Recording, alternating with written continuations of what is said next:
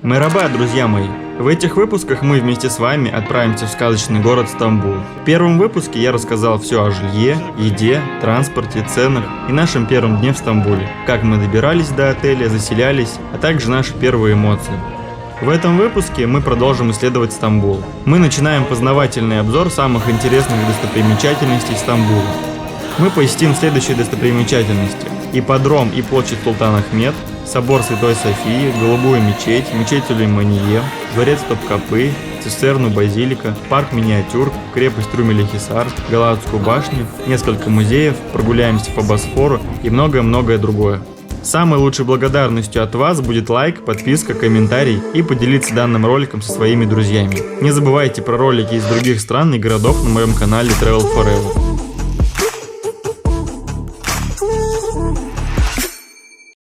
Помимо исторического происхождения каждого места, я расскажу много полезной информации, как сэкономить на входных билетах и как не стоять в очереди. А для тех, кто собирается в Стамбул, в каждом видео я подвожу итог потраченных средств на отель, еду, транспорт и входные билеты по достопримечательностям. Поэтому смотрите видео до конца.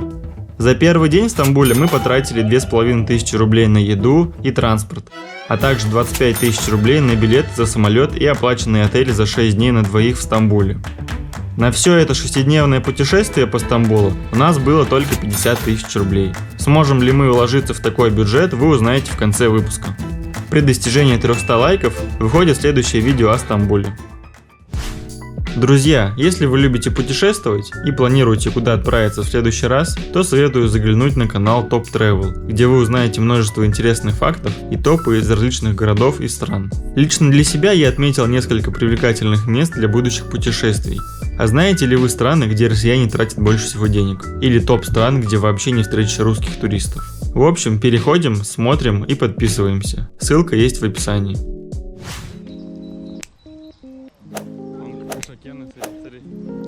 Сегодня наш второй день в Стамбуле, и нам пора отправляться по интересным местам и достопримечательностям. Позавтракав в отеле, мы выдвинулись к площади Султан Ахмед.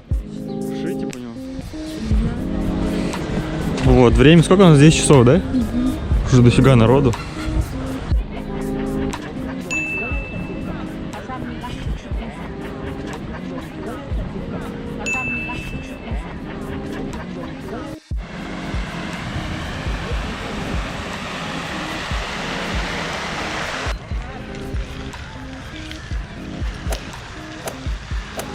Площадь Султан Ахмед – это главная площадь Стамбула, расположенная в историческом центре города в районе Фатих.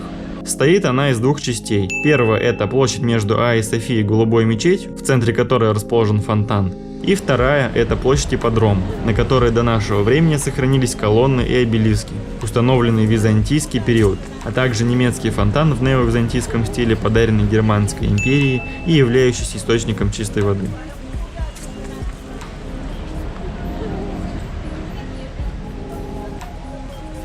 Как и везде много китайцев. Вон, смотри, они все в одно селфи хотят влезть, но они не влезут.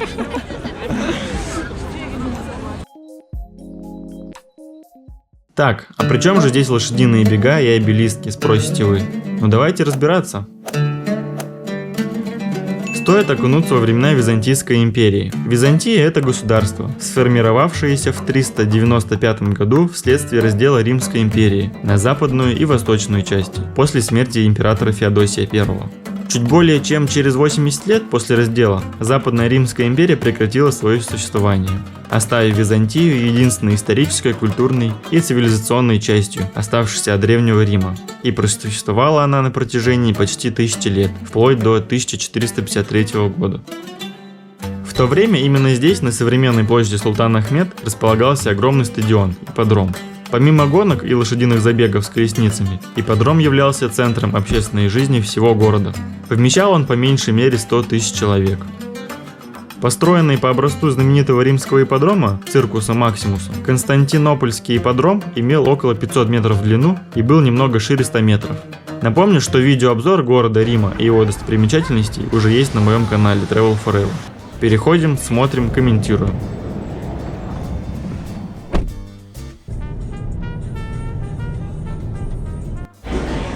Стоим в очереди в Колизей. Вот такая уже статуя у нас есть. Тебя вот нормально не сфоткаешь, никто не сфоткает. Тебя пофоткаем. Память не надо забивать, сейчас я пароль поменяю. Да, вот так сейчас его. Нет, память-то не трать. Фоткай Славу в колесницу. Смотрите на этих курочек. Для Славы, смотри. Смотри на этих курочек, что-то ржут тут, короче. В общем, расклад такой. Я их, наверное, фотографирую нормально, они меня не могут сфоткать, короче. Да, мы тебя фото в колеснице. Вот, видите, как меня фотографируют.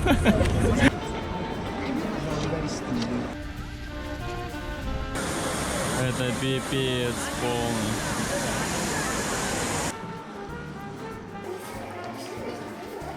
Местность, где был построен ипподром, имела большой наклон, поэтому строителям Средиземноморья были возведены арочные опоры, чтобы создать ровную поверхность.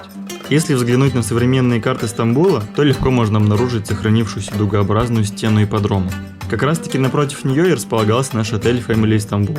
И каждое утро, даже того не подразумевая, мы завтракали с видом на сохранившиеся стены древнего ипподрома. Поэтому, если вы будете гулять в этих местах, обратите на это внимание. Доброе утро. Наше утро начинается с хорошего завтрака.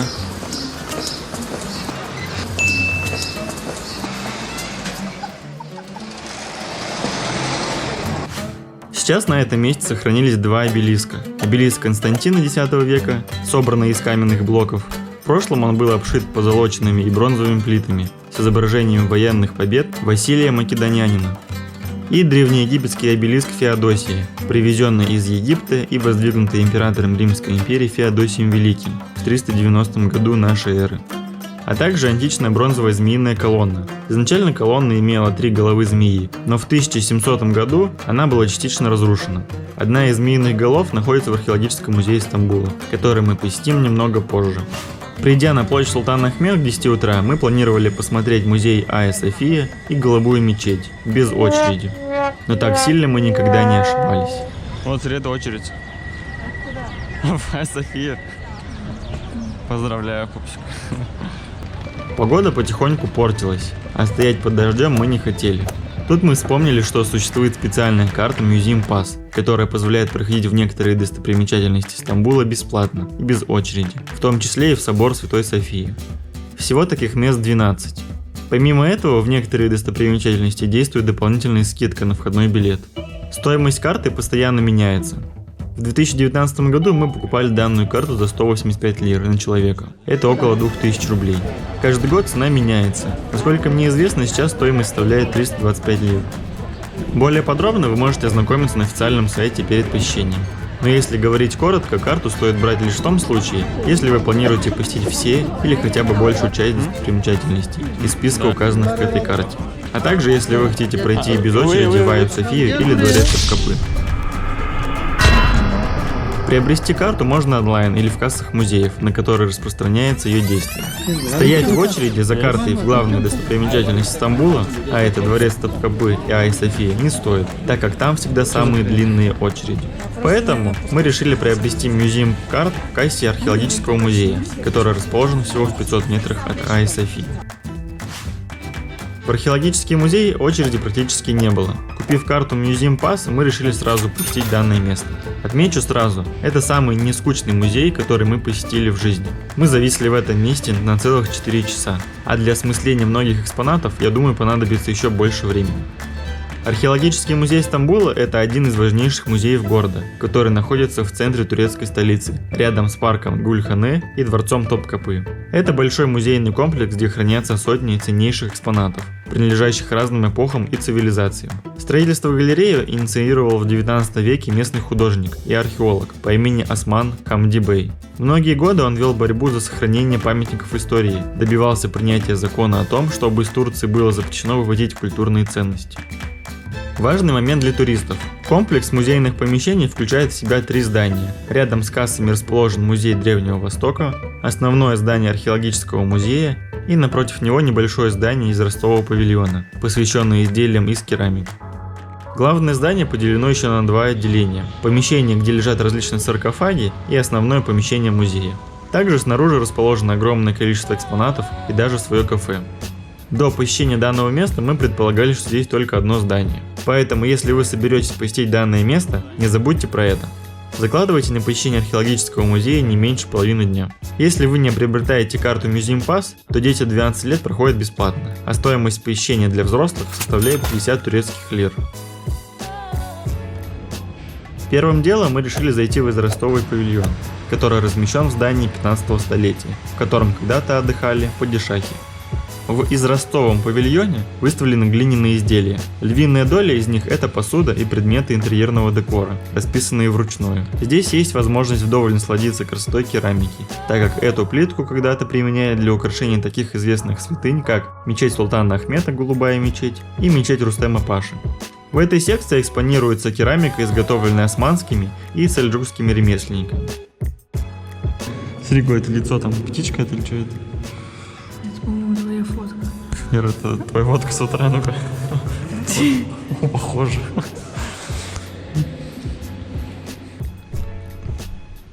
Пошлите в следующий зал. Кружка для пивка. Сейчас ты гневный коммент, короче.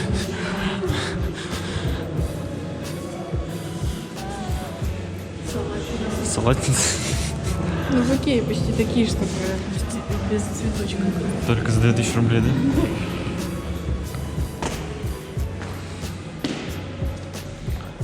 А это что, кумысница? О, вот это прикольная фишка. Это кто, индейка, типа?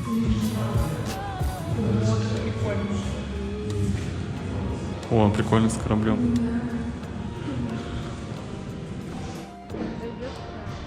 Слушай, вон же там.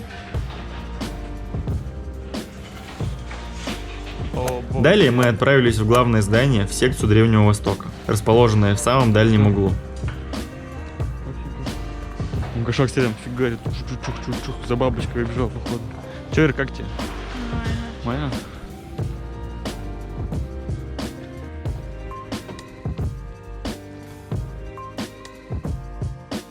Данная секция представляет собой просторное помещение, где выставлено множество крупных экспонатов, не покрытых стеклянными куполами. Наибольшую ценность несут в себе саркофаги, среди которых можно встретить ликийскую гробницу, датированную 5 столетием, саркофаг «Скорбящая женщина» с резным изображением рыдающей женщины, а также саркофаги Александра Македонского. Последний названы в честь великого завоевателя, по причине убранства гробниц. В декоре изделий преобладают военные сцены и жизнь знаменитого правителя.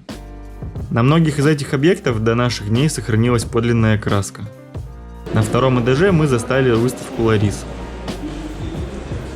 Лариса. Пойдем в Ларису. О, смотри, это фотки, что ли? Выставка.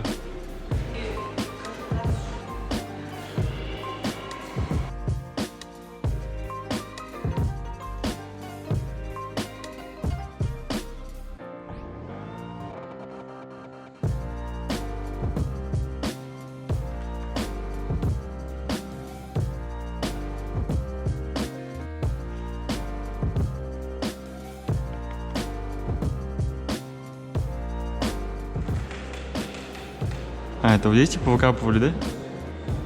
Лариса Доги Террас. Просто unbelievable. На этом мы думали, что наше путешествие по археологическому музею закончилось. Но тут начался ливень, и мы зашли в небольшой магазинчик переждать.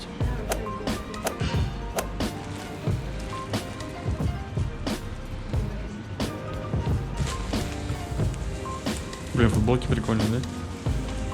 Бокс стоит сколько? Для 4-6-летнего. Тут что, книжки, да? Комиксы, нифига, слышь. Ты видела?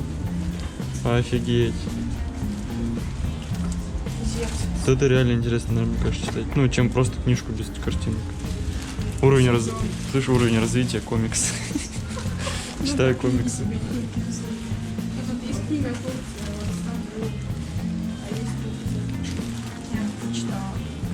И что там? Ну, она стоит 59 лир. Ну нет, тут видишь, что в таких местах нет вариант где-то. Таких. О, а это что такое? Ручка, что ли? А, это карандаш, да? А, просто наконечник сзади в виде монетки. Открой какой-нибудь этот, я поснимаю. Нет, ладно. О, кстати, прикольно, смотри. Сколько стоит? 39 лет, да? А это что такое? Я бы вот такой чек купила. 55 лет. Какое? Ну, и, кстати, такая же, да, вроде? Только у меня, ну, обложка другая. А типаж такой же. Блин, вот статуэтки, вот я бы себе поставил статуэтку на этот, на стеллаж. Но она вообще стоит, наверное, дофига. Сколько, интересно, стоит? Снизу ценник? А, вот ценник, нет? Нет. 49, а вот такая большая.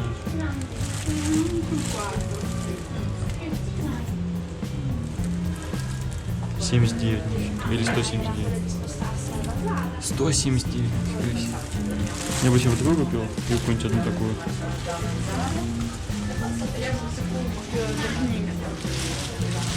Ну так, это обычно. Мне кажется, что-то брать надо такое отсюда. Вот, что у нас тут плат? О, смотри, по-русски почти Платон. Почти по-русски. Не, ну цвет, кстати, прикольный, не то, что вот белый. Смотри, Ирка по утрам.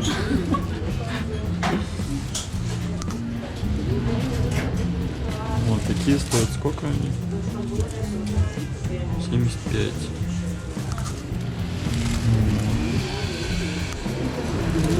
Такой Платончик. Михаилу Платонову можно подарить 259. Так как основной вход в главное здание был на реставрации, мы подумали, что и само здание закрыто. Осталось посетить только музей Древнего Востока. Но в магазинчике мы увидели небольшие группы людей, которые входили в неприметную дверь в главное здание музея. В секции главного здания археологического музея выставлены многочисленные исторические памятники, рассказывающие о Древней Греции и Древнем Риме, Палестины, Кипра, а также Сирии.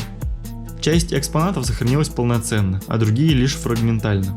В числе хорошо сохранившихся реликвий входят бюсты Марка Аврелия, Октавиана Августа, поэтессы Сапфо и Александра Македонского. Здесь же можно полюбоваться изваяниями главных богов Древней Греции – Зевса и Нептуна.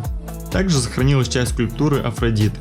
Нам очень повезло, и как раз таки эти залы с бюстами и скульптурами были закрыты в наше время. На втором, третьем и четвертом этажах расположены более мелкие предметы. Это военная атрибутика, старинные колесницы, наградные знаки, монеты, различные наконечники стрел и многое-многое другое. В общем, на несколько часов можно точно залипнуть.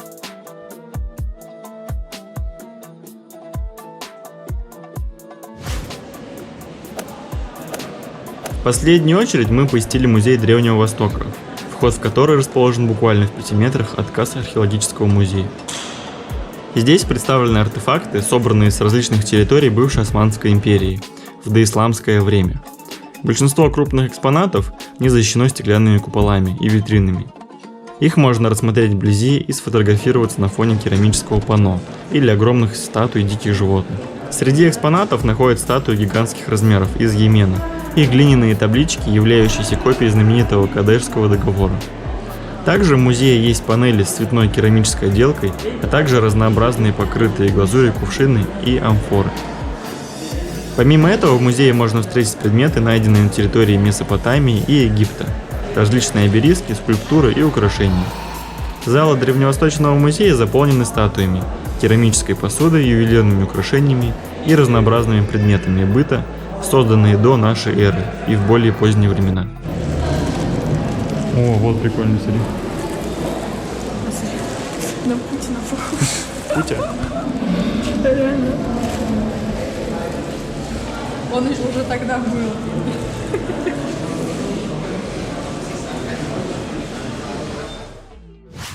Как люди ходят в час пик?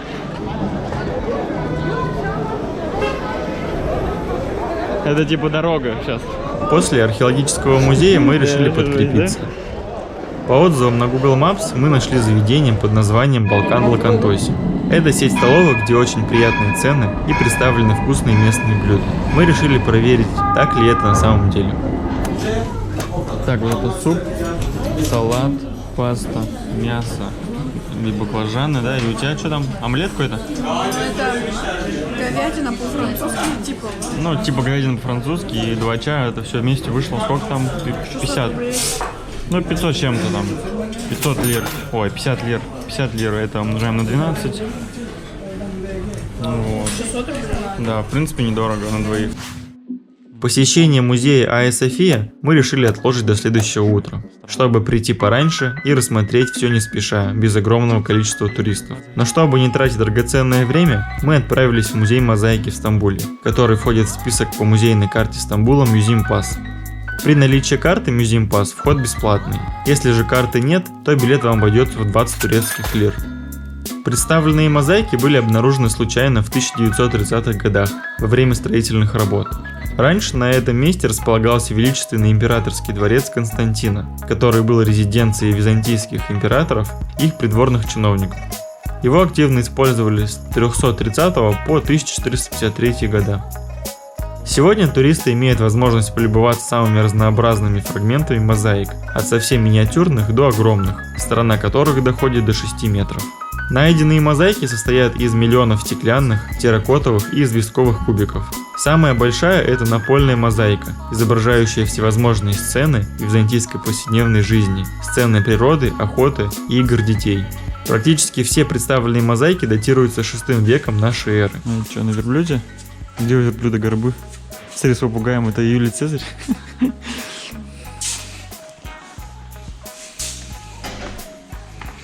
А вот снизу, смотри, еще.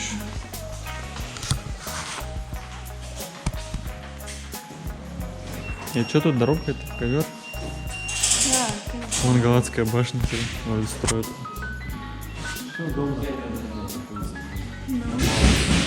Сниму и будем фотографировать.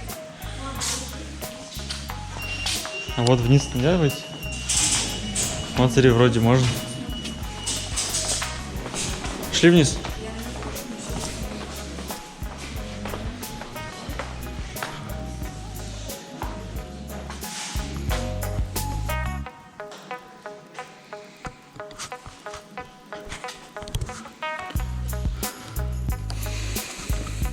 Лошадь.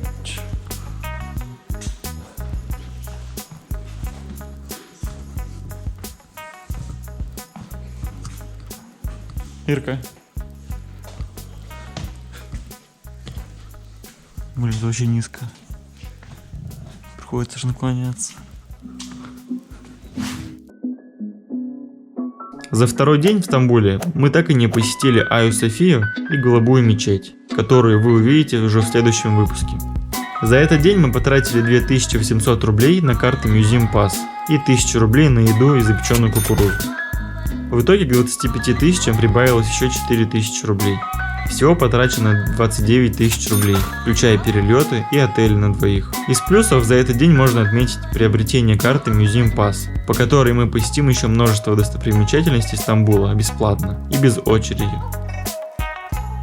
Спасибо вам за полный просмотр, буду очень рад вашему лайку, подписке и мнению о ролике в комментариях. Не забываем делиться роликом со своими друзьями.